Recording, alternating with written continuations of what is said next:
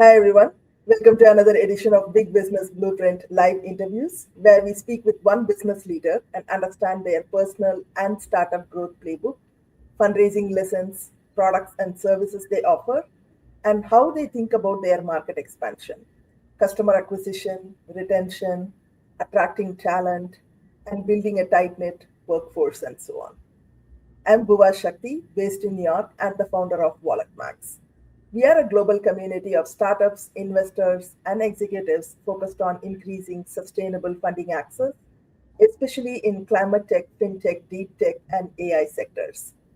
If you are a fintech, tech, AI, or sustainability focused startup from any industry, don't miss out the fundraising event from WalletMax. We have startup pitch competitions and investor panel discussions. It's on September 18th as part of New York Climate Week. The tickets are now live. You can see the Luma registration link scrolling below in the screen.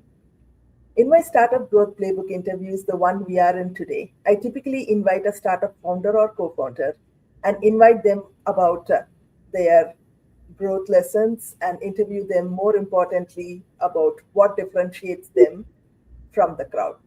How do they prioritize impact along with profits and people? We deep dive into their personal, professional, and startup journeys and their mission to uplift. Today, we are speaking with Pallavi Jain, the technical co founder of Mood Eater. Pallavi's approach to automated nutrition bridges a deeply disciplined Jain heritage with a career spent in engineering production grade data infrastructure. Throughout her career across tech and the life sciences, she has built core production infrastructure, financial forecasting models, and complex analytical systems from scratch.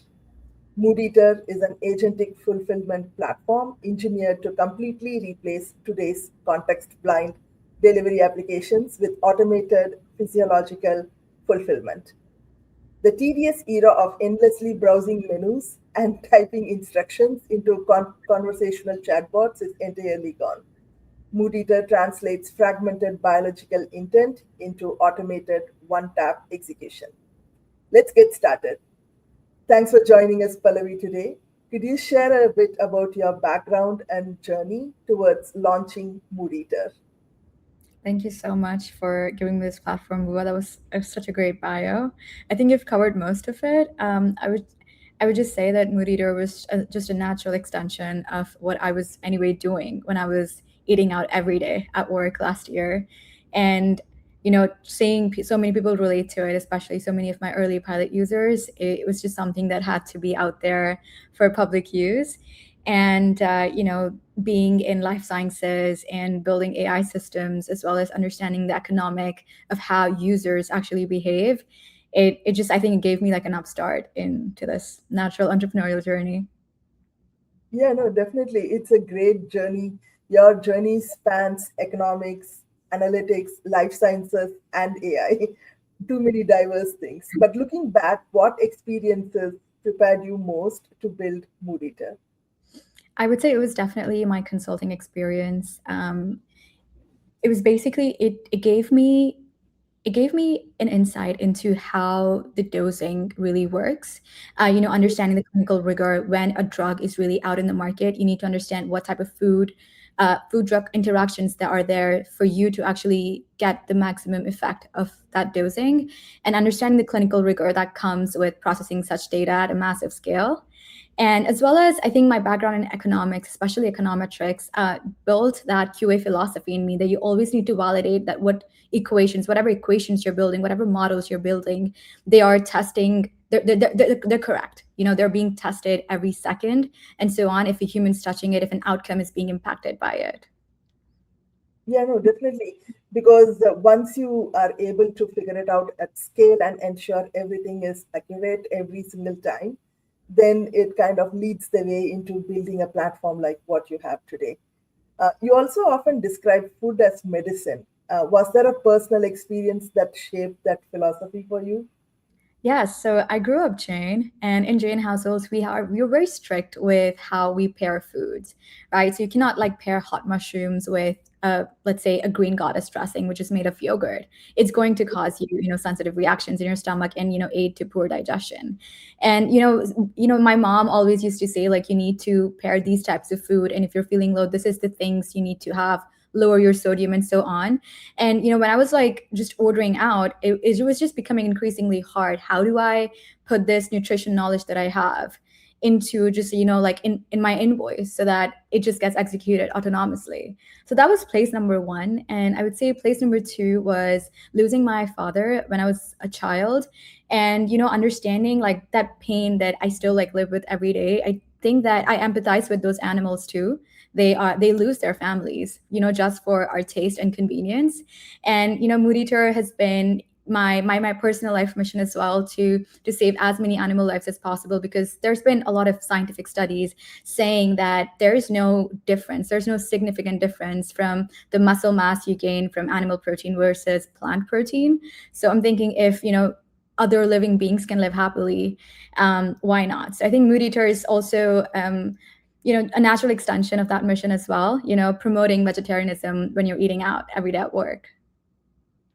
Sorry about your father, and I totally relate with that also, because when you have a personal experience, it really changes the way you see things, do things. You're more mission driven, and you're already always caring for others.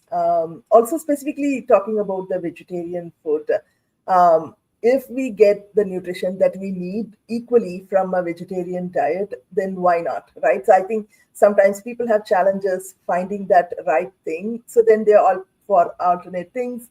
And then that causes health challenges, and then it gets into a loop, right? Absolutely. Yeah. I mean, with GLP-1s like rising, the adoption's rising so much. And a lot of doctors are also advising their patients to just have like, whole nutrition from plants and so on. Because a lot of these things are still under studies on how meat really reacts when you're dosing such a heavy, medication to change an outcome. Yeah, yeah. I mean, so many things are not studied, but at least we can be safe with a diet that has proven to be successful over the years, right? Yeah.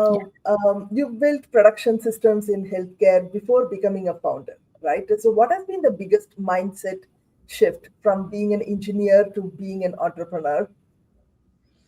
I think understanding the poll, understanding why would this feature be used, because when you're an engineer, you're just optimizing on how a certain process can be done better in a better fashion, whether it's cost effective or inference effective. But I feel like as an entrepreneur, you're really like on the front lines of the business, really understanding how your product is used, and understanding like that weight, understanding that okay, this is a real market pull, this is a real market need, and then really designing, I mean, really, I guess, designing the resource allocation on like how complex can this engineering solution to be, like is it really worth us spending, like let's say spanning our systems across 10 systems versus just like one. So I think understanding that market pull, understanding that demand before making a feature, I think that's been one of the biggest mindset shifts.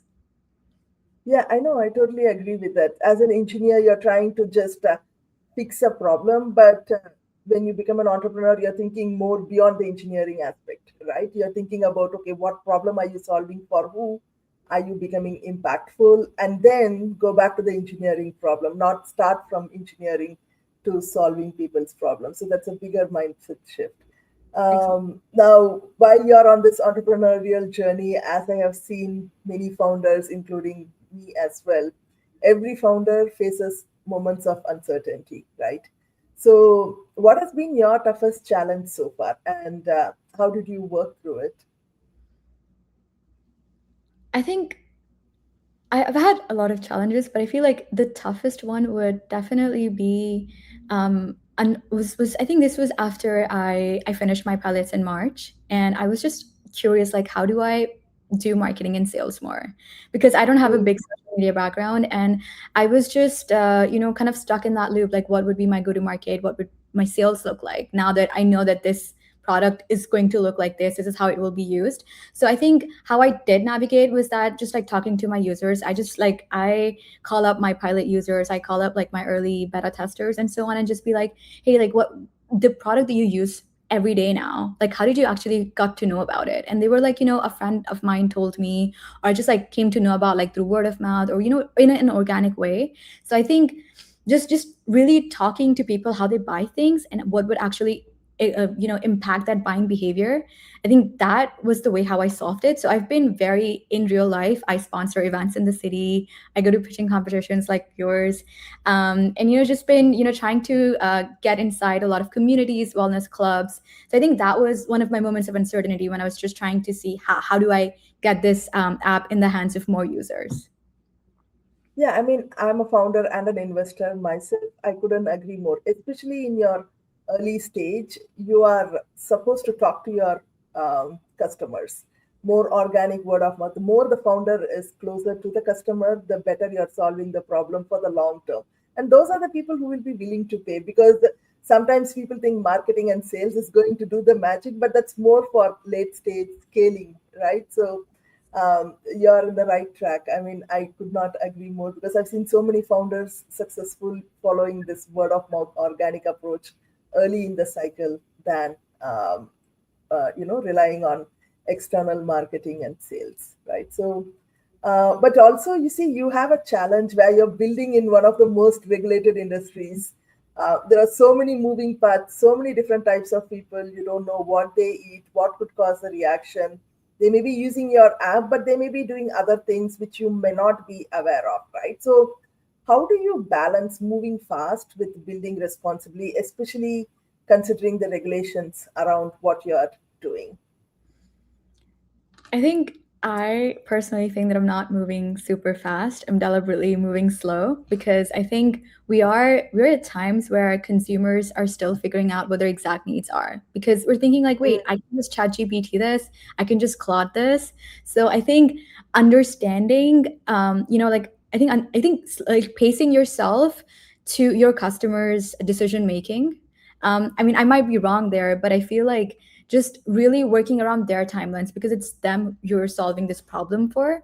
So that's number one. And number two is that coming to the regulated part. So I try to, I mean, the way the engineering landscape we have set up at Mood Eater is that we follow the HL7 protocols, which is like an international benchmark standard for how you process health information, making sure that all of the private servers that, we buy from AWS, they're also like following the correct methodology of the data transfer and data processing and then data parsing. um, and I think in terms of like what's next, I know like there will be more regulatory challenges. So just trying to get as much help as possible from mentors who've been in my shoes before. I think that's been how I've been tackling this so far. Yeah, I mean, connecting with mentors, advisors, even other founders is a really helpful thing. And before I move on to other topics, I just want to quickly double click on something you mentioned, right? So at Mood Eater, you are deliberately moving slow. I mean, what does Mood Eater do? Let's say I am your potential pilot customer or something like that, right? So how do I use your app, and what do you mean by deliberately moving slow? Are you tracking many things before you make a decision and an engineering decision? Yes. So coming to your first question, you would just sign up on the app. You are a person. I think there's we need to actually like do a little bit of context setting here. You're somebody that does like, let's say, eat out every day at work, right? You Mhm. are someone that has like, let's say, corporate reimbursement. You have your own Amex card, and you are like a 9 to 5 worker or a super busy person who doesn't have time to cook at their cook at home, and you are of course like more likely to skip lunches. I saw the meme the other day, like 3 coffees no lunch, like a proper tech worker. um Yeah. so so that's one. And number two, like how you would actually use the app is you would download it from the app store. You would fill like a mini game. You play a mini game as soon as you're onboarded. It would ask you like about your reproductive health goals, if you have any, like are you in your menopause, premenopause, or your menstrual cycle, and then what types of allergies you have, what types of medications, as well as any wearables that you wear, like your Aura ring, your Whoop. and also your work calendars, because meetings come up every now and then, especially Yeah. during lunch hour as well. And you don't want to miss your lunch because you don't want to be a part of that lunch rush hour as well. And so this is how, and then once you're inside the app, the agent has already like calculated like top 10 meal picks around you that you can either pick up or get delivered. And every recommendation is fine tuned to your biology. Let's say you are in your luteal phase, you want a clean skin, and your gut health is like your primary goals, and you love falafel. I'm going to find you something that kind of like works across these four contexts. And you also like need magnesium, like let's say for your jiu-jitsu class tonight. And so it would be fine tuned to you specifically, and you would just like swipe right or left. There's no prompting. You're not waiting for an AI to start working. The AI is already proactively working for you in the background, and everything that touches your health has already been verified with a human doctor. So our system is human doctor in the loop, because something as personal as your health and as important as your health, it needs to have a system not in its infancy, but like years of human doctors. I mean, they exist for a reason, and having Yeah. that checked by them. Yeah. And one more thing I just wanted to double click and ask as well. So you're collecting so much data on me, your agent is already processing this in the background. I believe your location specific. So wherever I am for work, at least in New York City, you're going Yeah. to find me something that's near for me, right? So how should I trust your data, and how should I trust the recommendations that you provide me? Because we are still in early phases, right? So how are you building the trust with me? Right. So every meal pick that you would see, it would come up with a card which will tell you why this meal was recommended. It will tell you because you're in your pregnancy trimester, you're allergic to XYZ, and this is your health goal. This is why this dish at this restaurant has this many micronutrients and macronutrients. That's why it was suggested. And Dr. Francesca, who's our human doctor in the loop, she was the one that set this research context for you. It was not an AI system. So yes, I truly agree with you that AI is still in its very infancy, and we do not use AI to recommend meals to you. We use AI to understand that unstructured data well, and making sure that our latency is low, our inference is high, and so on. Does that answer your question? Yeah, yeah, perfectly. And one more follow up on that is, how do you get this data from the restaurants, and how do you trust that data? Right. So a lot of times, restaurants themselves, we get this data, from them in most instances, but sometimes, I mean, it's a very widely known fact. Restaurants don't own their data. Restaurants Yeah. don't own their tech stack. They have companies like Toast and other purchasing software companies and other delivery platforms.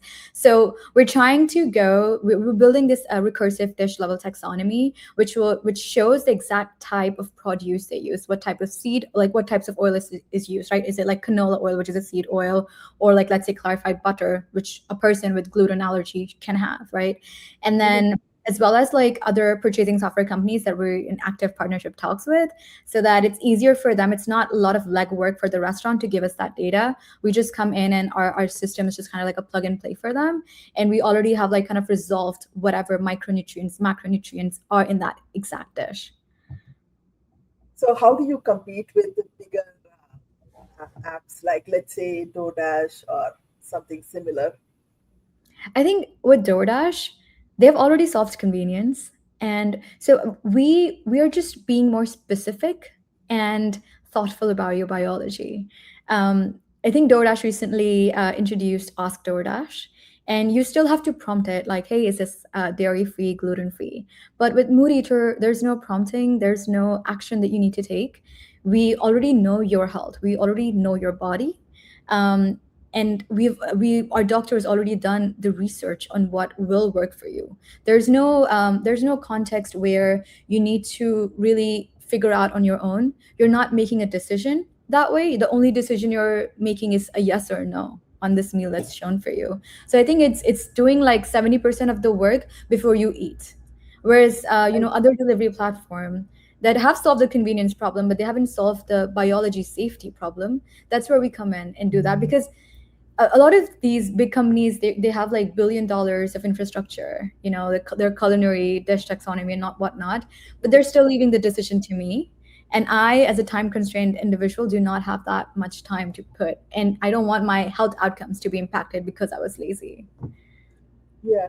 And now, with recommendations that you give me, let's say I have a follow-up question before I make a decision. Are you available to support me? Or right now it is at a phase where we have recommendations, maybe support will come in the future. So there's still support. There's 24/7 support inside the platform. But if you have, like, let's say more questions about this specific meal pick, yes, you can like chat on the top. So like after you swipe right on a meal, you can like chat on the top, like, hey, is this avocado like organic? Like, or is this like GMO, like non-GMO and so on? So you can like literally ask as many questions as you want. And if you do not like your choices, I mean, you can like always like play fun games. So like it will biohack for you in the background, as well as like, just search as well. So even our search is fine tuned to you. So like we never show you a meal that you should not have. Hmm, So, I so see. the entire app is pre-filtered for you. Exactly. Yeah. Yeah, I mean, that's very flexible. Sometimes I may have questions or I want to search something, but then I don't want to again sort through the options. That's tedious and I don't have time, right? And so, and I may not pay attention with so many things coming through. So if you're able to do that also for me, then it's definitely helpful. Now, you're a founder, right? Like, we've been talking about the founder journey a little bit from your engineering background, but then many founders also struggle with prioritization. So you talk to four customers, they all need different things. So how do you decide what not to build? I think I've been, I try to like do weekly check-ins with my high intent users, and I just like ask them like, hey, did you check out this calendar feature? And they're like, what calendar feature? So you like instantly like this is not what they're looking at, and a lot of times, there is this profiling thing, right? Like there's a person, like let's say they set in this profile and they really care about the environmental impact. They use the apps like Yuka, they're trying to be more sustainable and so on. And I've been seeing like when I put customers in segments, a lot of feedback gets repeated. So I'm able to like weight that feedback and then see, okay, this customer group is the most high intent, they will subscribe for the entire year, their CAC is slow and their LTV is longer. So I think from that, weighting the feedback per segment has actually also been very helpful to me. Like I just like maintain Excel sheets for each customer segment, so it's easier. Yeah. And I think that's pretty much how I've been doing it so far. And when you're trying to prioritize some of this, there are two schools of thoughts. Some founders want to build a small feature, show it to users. Some founders want to check in before they build. I mean, both have their pros and cons. Sometimes founders have to build something to show users for them to make a decision. Sometimes it would be too much time taking that you don't want to build it, right? So how do you then manage this? Do you take one approach or other, or it's more a case by case basis? I would say it is a case by case basis. So, like for example, like when I sponsor a lot of events in the city, like co-working ones especially, I would just talk to them like, what would make you come back to the app again? What would make you have Mood Eater be a part of your life? Like every time you're actually trying to eat out, would you open Mood Eater? And I think sometimes like they would give like, yeah, like this is something like I'm trying to manage my PCOS. It's a very hectic job and so on. Then yes, I would be listening to their feedback and actually asking what more they want in the product and what to cut in the product, what they don't want to see, what felt confusing. But if there's a user, they're like, you know what, I actually cook most of my meals. I'm home, like I'm working remote 24/7. And so it would be like their feedback would not be, I guess, like as weighted or as important. Right. And it's also like where the roadmap is taking me. So I want to make sure that my data is the most robust when it comes to like allergy safe as well as like women's reproductive health. So if I'm being asked features, for example, like, hey, can you also like tune into my IVF treatments or premenopause or postmenopause, I would obviously add that. Like I see. Pallavi, for my menstrual cycles, I always like want to create like a new list for my luteals, for my menstrual phases and so on. I would be more responsive to that. So I think it's also like a natural fit for the roadmap, as well as like how the high intent users see this becoming as a part of their life. So I see. I mean, that will be really helpful because if you have a certain journey in your roadmap and if your high intent users fall within that profile, then it's easier to fit into the roadmap, right? Yeah. Now, as you're trying to expand, I want to go back to your day one at Mood Eater, right? So let's say at that time, what's one piece of advice you'd give yourself from today? I think I would say, like, do not take the no's personally. I got a lot of no's in, like, starting, whether it was a customer or a partner that I was trying to collaborate with. Just taking the no's as data point, understanding that some people are just like not a fit, right, for your product Yeah, or for your business, right? So for example, like there are people that are like not mission aligned, like businesses, like restaurant businesses that are not mission aligned with the product, and it's fine if they say no. But there are other restaurant parties that are mission aligned and they want to move forward. So like not taking like not like letting the low no really like take you down, because then it can be like very, I would say, like demotivating, and you'll just like cry. Like I used to cry when I used to get a no from a customer or like a restaurant, but like now over time I just understood that maybe they're like not the natural fit. Maybe yeah. there is a person who would actually like order 5 times a week from Mood Eater. That's a person I need to focus my energy towards. So like just shifting that focus to a person that will respond, because there needs to be reciprocity in the business as well. You need to make sure you're actually targeting the right type of buyer. Yeah, I mean, in everything, right? Not only in customer acquisition, but even in fundraising, investors, finding partners, and collaborating with people. A no necessarily need not mean that you Yeah. are not a fit. Probably the timing is not right and they are not your right customer. There could be so many things, or maybe they could be your customer sometime in the future, Yeah. but you keep going, right? While you're trying to uh, do this customer work, bring more close to them. Who are your competitors? I mean, DoorDash is not really a direct competitor, but then who are your competitors? And many of them currently optimize for convenience, like you mentioned, DoorDash already. And why did you choose to optimize for biological context instead? So tell us a little bit more about your competition and how you're different with the biological context. Absolutely. So, coming to your competitor question, DoorDash, Uber Eats, Wonder, Seamless, these are all the food delivery competitors. But then, if you look at how I can personalize it, then I think it would be chatbots like at Uber Eats is available in ChatGPT. DoorDash is also, I think DoorDash is only available in the app. It's DoorDash Grocery. So, like for example, a person who's using Uber Eats inside ChatGPT every day, putting their calendar and whatever, I think that would be a competitor use case. Mm, But then again, we're like not competing on interfaces. Their interface is pure chat. My interface is agentic in a way, like it's a Tinder like swiping, like it's a mm, Tinder like interface. And then there are games, so you're not chatting anywhere in the app.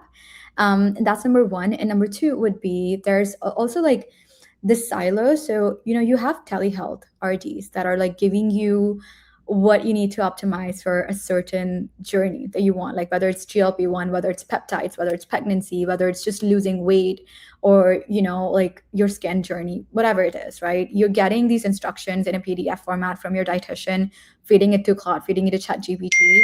And sometimes it's just like hard. How would this instruction, this chatbot just go and order for me, and also like know the types of oils that used? Does this restaurant have non-cross contamination practices? Because a lot of yeah. time restaurants cross contaminate all the time. So that data does not also live with DoorDash. DoorDash would just like guide you to the Department of Health DOHMH website. You have to figure that out yourselves. Are they A rated? So I made a conscious choice of only using A rated restaurants on the platform, because allergy safety is something, it's first and foremost. You cannot exclude users just because you don't follow a practice, right? Um, and coming to like how we are different, so in terms of biological context, so right now we are, I mean, America itself, like everyone's like waking up to GLP-1s, to longevity and the health and wellness, right? Like they're stacking their Aura rings, they're stacking their Whoop bands. Yeah. But all of this investment that you're making in your health, like buying the allostats, buying the $300 Pilates class back, all of this goes down the drain the moment you're just like ordering, like let's say a burger at lunch, or you're skipping lunch, or you're just getting caffeine. So at that very moment of action, your diet literally defines you at that very moment of action. every investment that you're making, you're losing that control over your outcome, over your health goal. And that's where Monitor comes seamlessly and helps you. Like, hey, you don't order the burger, you actually order the salad that I customized for you. Let's say at Braza Peruvian, the sweet potatoes is going to give you this XYZ micronutrient that's going to work for you for your entire day. So that's how we are, taking care of you. So it's kind of like a takeout that takes care of you because you've already made that Yeah. choice to eat out anyway. So it might as well take care of you for the things that you yourself cannot do, right? You cannot go to Meta or like other platforms and research. Wait, should I actually have this edamame with like this sauce? Like, is it okay? Is it going to, cause me diarrhea or what? So just helping you there. Yeah, I mean, I know, like, since you are strictly focused on A-rated restaurants, that gives me more confidence, so I don't have to worry about the allergies and the contamination. Yeah. But also, sometimes, I may be eating out on a daily basis. So, is it more for Monday to Friday or all days of the week? And then a second follow-up on that is, let us say every day I'm tired of eating a salad. Can I have a cheat day? Do you allow that? Is it Yeah. going to be difficult for me? No, it's actually not going to be difficult for you at all. It learns from you. And it's not only just designed for Monday to Friday. That was like the use case that I'm solving for. But a lot of my users are also like work at home and they would just like order like late night dinners, and for them Um, and their husbands as well. Like, you know what, we're just like watching a movie, Pallavi, and I saw this really great salad. So I'm just gonna can I like increase quantity? So it's very like for your own use. Like you can use it in any way you like. I'm not dictating the use of that. And the second thing is, yes, you can absolutely have a cheat day. There is a moody tour, like there's like Pac-Man, there's like a snake game. You can like literally eat whatever you want. You can figure out your cravings. Like you're craving a burger, you're craving a burrito, and it will also prepare a cheat meal for you. But a cheat yeah, meal that's safe for you, right? Like it's coming from a kitchen. Like let's say if you're gluten allergy, right? It's coming from a kitchen that does not cross contaminate, or they have, let's say, gluten free pastas or gluten free bases. So yeah. I mean, even when I have a cheat day, I don't have to feel guilty, right? And yeah. that really helps me to continue to use this. And I think it's very hyper personalized in the sense, even if I want to have a cheat day, I don't have to compromise on my health goals, at least a little bit, right? Yeah. Now, you also describe Mood Eater as an agentic fulfillment platform. I mean, what does it mean for someone who has no idea what is agentic? What's it mean for an everyday consumer? Right. Agentic basically means I'm reducing the number of steps you would take to complete a task, right? Let's say you would first of all, like let's say go to Google Maps, right? And you will Mhm. say like Mexican near me. And then you would click that website, right? See how many reviews they have, then go to their menu and then figure out, okay, what's vegetarian, what's going to like not cause me acne, like lesser carbs, lower sodium. And then you will open the cart, click checkout, put your cart, and so many. So these are like all the numbers of steps you're going to take. With Mood Eater, I already like know your location, I already like know your health goals, already know your calendar, and you come in the app, so you've already reduced like the 10 steps that you took to check out. So the only thing you need to do is you swipe right on that meal and you check out. So that's agentic that way. And the other part of the agentic fulfillment is that we directly connect with the point of sale of the restaurant. So you're directly paying the restaurant. There's no inflated DoorDash or Uber Eats prices. Like a $15 salad is not selling for $23 retail on DoorDash, right? And then Yeah, also we're not charging any service fee or other types of fees. Like there are so many other types of fees. Like by the time you're at checkout, it's like plus $10 in your cart in these delivery apps. We don't do that. yeah. We're trying to put the dollar back into the pockets of local businesses because they're struggling as well with inflation and like rent and so on. So Monitor is also like helping the customer as well as like helping the restaurants too. Yeah, I mean, as much as possible, you reduce the number of steps for me and also reduce the amount I pay. I'm happy, right? But also, going back to the health question, why was it important to include a doctor in the loop rather than relying entirely on AI? I mean, when you're trying to scale this, is it still possible for you to continue to scale and still keep the doctor in the loop model? I think as we will continue to scale, we will be just adding more doctors. That's how I see it. We'll have a full Mm. medical advisory board.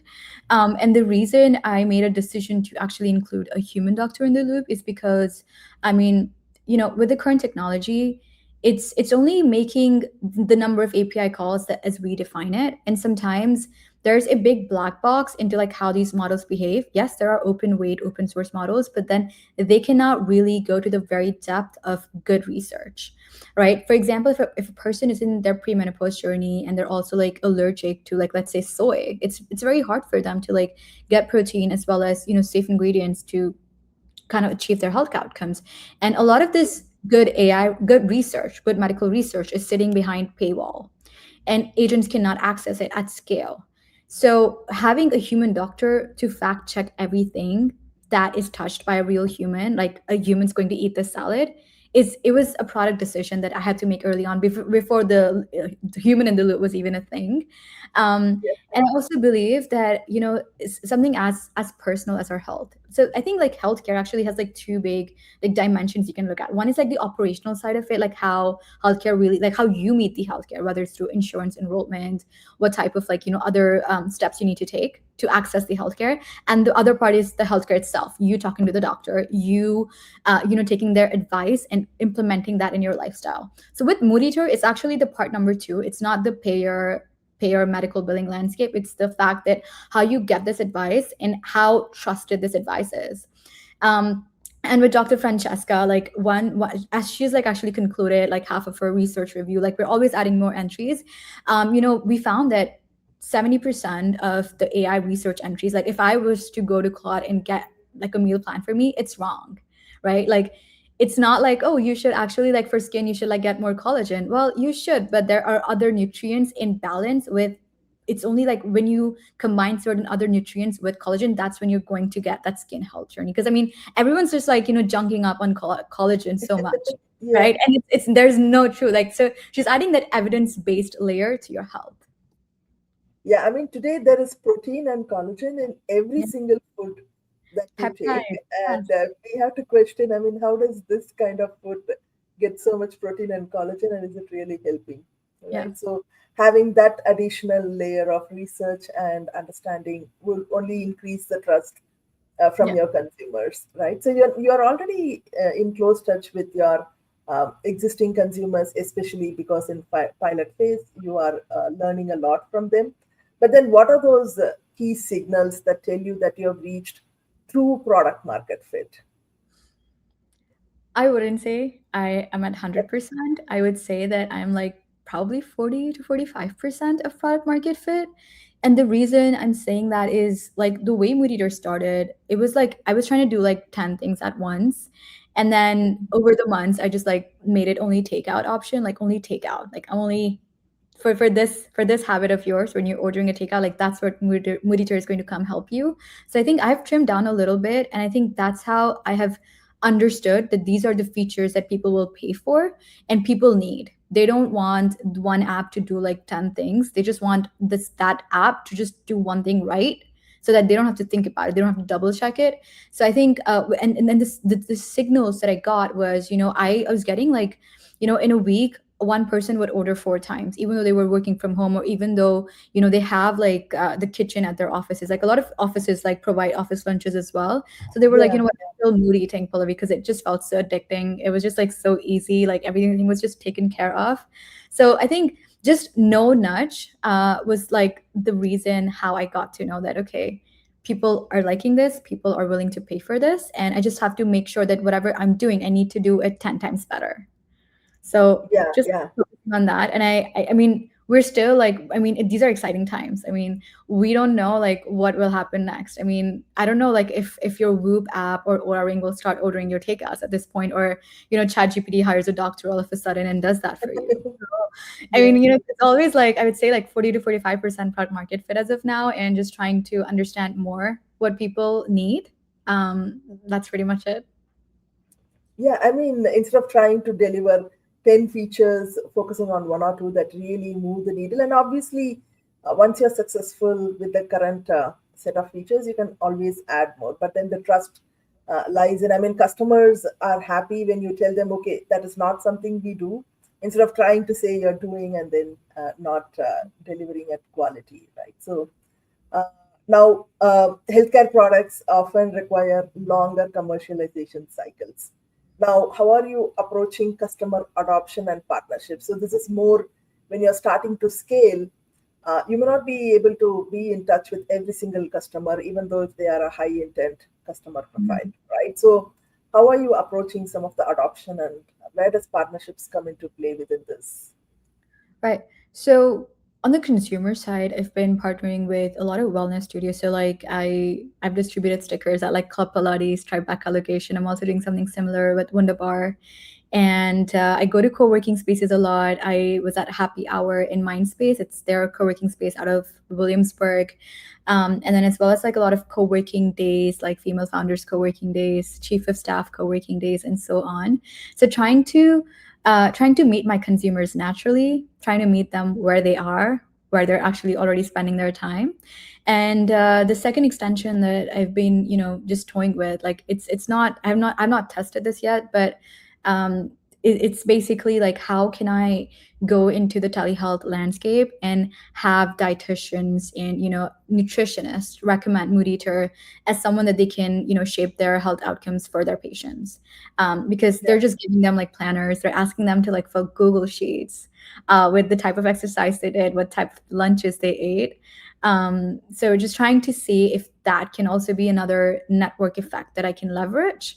Um, and in terms of customer adoption, yeah, I've made a personal choice to stay off of social media because I think I've also been selfish myself of like making sure how people find out about Mood Eater is either through like their friends or organically or through me or because I was at an event where they met me. And I think just being very private in the early days has taught me that there will be people that will give you the most feedback and they will tell you what you're doing wrong more, I guess, like more openly than if I just like put it out there in the public. So I think like with healthcare, I think there comes like there needs to be precision with what you're offering. And I do think that Mood Eater still has a long way to go. And until I crack it perfectly, I cannot say that this will reduce your acne. No, we're still there. We're still like observing. We're still observing your journey. We're still recommending you in a way that will work for you, and just trying to go from there, I think. Yeah, I mean, that's really great, especially also trying to stay away from social media to get, I wouldn't say false set of customers, more like customers who just joined in to figure out what's there, but not necessarily your ideal customer profiles. Just trying to keep them away early in the cycle kind of preserves your time and energy also, right? Yes. Yeah. Now, you are a proper business, which means you have to scale. You cannot be, let's say, in one city with set of customers and one doctor and doing more organic word of mouth. Now, when you want to scale Mood Eater as a scalable business across cities or across the different features, whatever you decide to do, um, what is it important for investors to invest or consider investing in your app instead of just being a simple wellness app? I mean, what is that? I think it's a data. It's a proprietary data mode that we're building. Imagine like the top 10 metros in the U.S. Mood Eater has data on all of the allergy-free, like let's say gluten-free restaurants, as well as restaurants where a person who's allergic to, like let's say who dislikes onions and is in a pregnancy trimester, we have that data. We can actually at scale recommend meal options for you. So we're creating that data where people, I mean, pregnant population can go out and confidently eat and not have any negative impacts, right? A person in their, let's say in their GLP drug journey, can go with confidence to any neighborhood in the US and figure out, what, if I actually have this menu item, it's going to be fine. I'm not going to like have any stupid reaction in my body, right? Yeah. So just scaling that proprietary data mode as well as we grow. And then I also want to be the best home for restaurants as well, because I think a lot of delivery apps that started were with, like they started with restaurants in mind, but they actually, eventually started taking 25% to 30% cut. And I want to like make their own online ordering channel more profitable. And I want to work for them. I want to work for the local businesses. I want to work for the local kitchens. I want Mood Eater to be like the best platform they can be on. So trying to understand how can I just help them with their data generation, with their with their staff training as well. Because a lot of times, if you'd go to a restaurant, you'll ask the waiter like, okay, what can I have? Like, Yeah. and the journey itself, it's like the waiter is also like confused, like, okay, what do I recommend them? Do I upsell them like this entree dish that would give me 50% $50 more, or like do I just like tell them what's good for them, right? So personalizing their in-dining experience as well with Mood Eater. So just trying to be like, just trying to, I guess, like balance out the dual-sided model. um Yeah, I mean, how do you feel? data being your moat, um, trying to partner with both the consumer and the restaurant business and also other partners is a good opportunity, especially also, like you mentioned, if a waiter at a restaurant is recommending me something that's very healthy and I don't have to worry about allergies, I'm going to go back to that restaurant one more time, right? So that's Exactly. an opportunity for the restaurants also to partner with you. Now, Yeah. where do you think the biggest opportunity lies, let's say over the next 2 to 3 years, 5 years? I know we can't predict the future, but if you have to work towards something, right? Because you are scaling your business. Is it more like personalized nutrition, or are you a preventive healthcare model, or are you going to focus more on autonomous AI agents? You cannot select all three. Pick one and tell me why. Okay. I think definitely personalized nutrition. I think the biggest use cases for AI is actually hyper personalization. I think Mm, all of us have been fooled by just like using AI through a chat interface. I do not think chatting is the best use case of AI. I think it's hyper personalization. Like, why do I have to browse so many websites, or, read so many novels? Why can't you just hyper personalize for my specific context for me to move ahead faster? Right? So I think that's where AI, that's where I think like the power of AI lies. So I think that's. Now, with personalized nutrition, I have one follow-up question. Let's say my context is different today. Maybe in few months I may be different, and then in another few months I may come back to where I am today or something different. So, how are you keeping track of my context so that you are continuously personalizing for that moment in time? Right. So we integrate with your wearable devices, and there is also a dedicated preferences tab where you can like always, change your preferences, right? Like you, like, let's say you just added more medications or you're off medications, right? You see that you have like developed a mild soy intolerance, right? So you can always like update that information, and there's also like a proactive device integration that we make with your Apple, with your Aura, Whoop, and so on, as well as your calendar. So the sync is always on, and but if there's like more, I guess, like more incremental change, you can always update that as well. Got it. And then, are you going to remind me to update my preferences? Because sometimes when you download an app and you set it, you never go back to the settings, and then things Yeah. change in the background. Yeah, no, this was actually one of my biggest product learnings as well. A lot of my users thought like, Pallavi, now I want to change. How do I do it? So I've just made it like more visible in the app. So in this, like, so when you are inside the app, like the one of the tab itself is preferences, so like it will always remind you that it's very flexible. You can change, you can add, you can change anytime. So like it's, I think it's sitting right between the play tab and the plate tab. So it's like it's always like there in your face, so you'll never forget. And then yeah, I'm also like sending notifications. Yeah, it's difficult to miss that, right? Yeah, because people want to personalize, but then if you don't have time, then you don't have time for that also, right? Yeah, no, I totally Um, agree. Yeah. when Mood Eater succeeds at scale, so how will people's relationship with food and health change fundamentally? I mean, what's your, let's say, mission? I think definitely understanding that how diet really impacts your health. A lot of people eat mindlessly. They're just like, you know what, I'm just going to go to a deli and get this sandwich and be about my day. They have like, sometimes they're just like, they don't want to even have knowledge and like how they can, shape their body or like live longer. Right. So I think my mission is to definitely have, promote more vegetarianism alongside introducing a culture of mindful eating, because how you eat is how we feel. And I mean, that's something that I was just taught early on because of my heritage.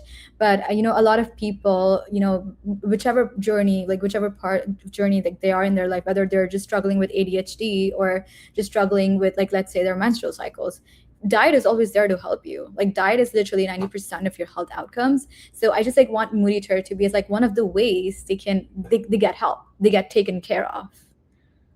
Yeah, exactly. Because it's not about eating right, but also mindfully ensuring that you are eating the right things and also keeping tab of that Yes. is a big part of our health, right? Not only physical health, even mental health.